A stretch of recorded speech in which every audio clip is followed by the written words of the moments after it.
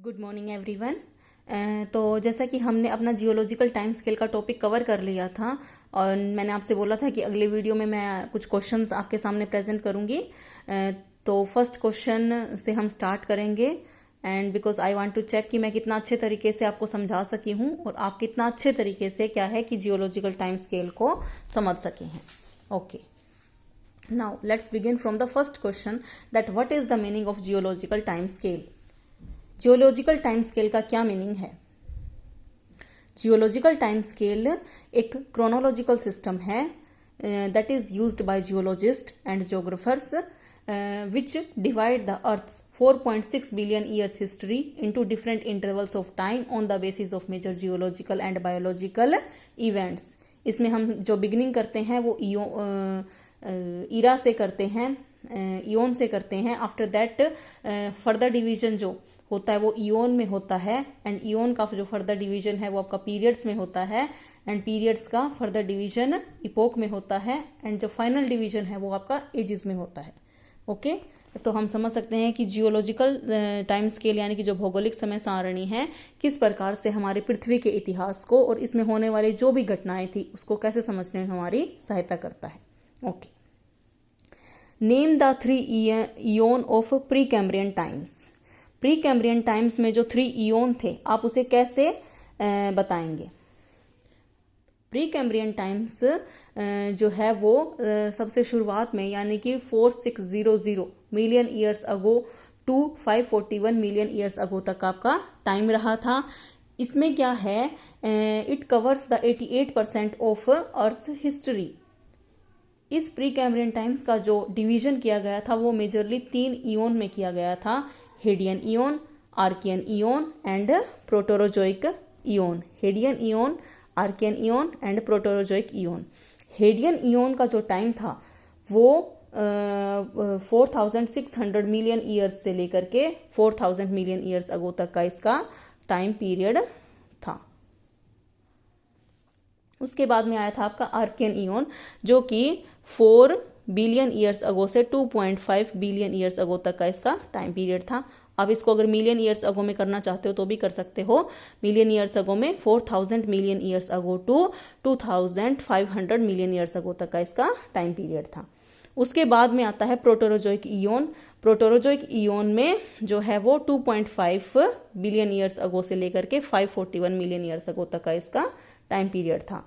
इसमें हमने Hadean Eoin में देख लिया था कि जो टेम्परेचर था वो बहुत हाई था, सोलर नेबुला से पृथ्वी किस प्रकार से अलग हो गई थी, जो मून है उसका फॉर्मेशन किस प्रकार से हो गया था, लाइफ की पॉसिबिलिटी थी ही नहीं क्योंकि टेम्परेचर बहुत ज़्यादा हाई था। आर्कियन इयोन में हमने देखा था कि कहीं ना कहीं जीवन का विकास होने लग गया था, चाहे फिर वो ओशियन में था जहाँ पर क्या है कि साइनोबैक्टीरिया से फोटोसिंथेसिस की प्रोसेस हो रही थी, ऑक्सीजन का लेवल बढ़ रहा था। प्रोटोरोजोइक में हमने देखा था कि कुछ न कुछ ओजोन लेयर का डेवलपमेंट हो गया था, ऑक्सीजन का लेवल हाई था, मल्टी सेलुलर ऑर्गेनिज्म का विकास हो गया था, रेडियाना कॉन्टिनेंट बन गए थे। Okay, come to the next question, which era is known as the age of reptiles. Reptiles की एज जो है वो किसे बोला जाता है? रेप्टाइल्स का मेजरली विकास जो है वो किस में हुआ था? तो इसका सही आंसर रहेगा Mesozoic era. Mesozoic era about 252 million to 66 million years ago तक का टाइम था, जिसको क्या है कि एज ऑफ रेप्टाइल्स बोला जाता है, यानी कि इसका जो आंसर रहेगा वो रहेगा मेसोजोइक ईरा। ओके, स्पेशली क्या है, dinosaurs, marine reptiles and flying reptiles dominated life on earth during this time. तो मेसोजोइक ईरा जो था वहां पर रेप्टाइल्स का बहुत अधिक मात्रा में पीक के ऊपर क्या है कि विकास हो गया था। During which period did the first flowering plants appear. Flowering plants क्या है, सबसे पहले कौन से पीरियड में अपीयर हुए थे? तो इसका जो आंसर है क्रिटेशियस पीरियड रहेगा। That in the Cretaceous period one of the biggest evolutionary event was the appearance of angiosperms. Angiosperms, the flowering plants, these plants spread rapidly and began replacing many older plants. Cretaceous period में क्या है कि angiosperms का विकास हो गया था। Angiosperms वो flowering plants थे जिन्होंने क्या है कि बहुत सारे जो ओल्डर प्लांट्स थे उनको रिप्लेस कर दिया था। तो एंजियोस्पर्म्स इसका करेक्ट आंसर रहेगा। Which eon is longest in earth's history, कौन सा जो ईओन है वो लॉन्गेस्ट है अर्थ की हिस्ट्री में। तो इसका करेक्ट आंसर क्या रहेगा, the Precambrian times, because Precambrian times is the largest Eon in earth history which covers the 88% और 90% of the planets geological time. हमने देख लिया था कि प्री कैम्ब्रियन टाइम्स कितने 4600 मिलियन ईयर्स से लेकर के 4000 मिलियन ईयर्स अगो तक का चला था, जिसने कि क्या है कि अर्थ की पूरी हिस्ट्री का 88% भाग कवर कर लिया था। इसमें इनविजिबल लाइफ थी, विजिबल लाइफ दृश्य रूपी जीवन का विकास इसमें नहीं हुआ था। ओके, तो इसका जो आंसर रहेगा प्री कैम्ब्रियन टाइम्स रहेगा। Now come to the sixth question, that what is the largest unit in the geological time scale. यहाँ पे हमने कहा है कि लॉन्गेस्ट जो ईओन है वो कौन सा था, और लार्जेस्ट यूनिट यानी कि हम बिगिनिंग कहाँ से करते हैं, एन ईओन से। ईओन हमने देखा था कि ईओन का जो डिवीजन है वो किस में किया गया था, ईरा में किया गया था। ईरा का किस में किया गया था, पीरियड में किया गया था। पीरियड का किस में किया गया था, इपोक में किया गया था। एंड इसका जो डिवीजन है वो एज में किया गया था। ये डिवीजन हमारा चला था। जो सबसे मतलब लार्जेस्ट यूनिट ऑफ टाइम क्या होगी, ईओन होगी। तो इसका करेक्ट आंसर रहेगा आपका eon, that an eon is the biggest division of earth geological history and each eon is further divided into era and then period and then epoch and the final division is in the age. Okay, so इसका correct answer है आपका eon. Which is the earliest eon of earth history, earth की जो history थी उसका earliest Eon क्या था। यहाँ पर हम कई बार जिक्र कर चुके हैं, प्री कैम्ब्रियन टाइम्स की शुरुआत कहाँ से होती है, हेडियन ईओन से। ओके, तो Hadean Eon is the earliest eon of earth history. It represents the initial stage of the earth formation. It's beginning about 4.6 billion years ago and lasting until about 4 billion years ago. Okay. तो इसका जो correct answer रहेगा earliest का वो रहेगा Hadean Eon.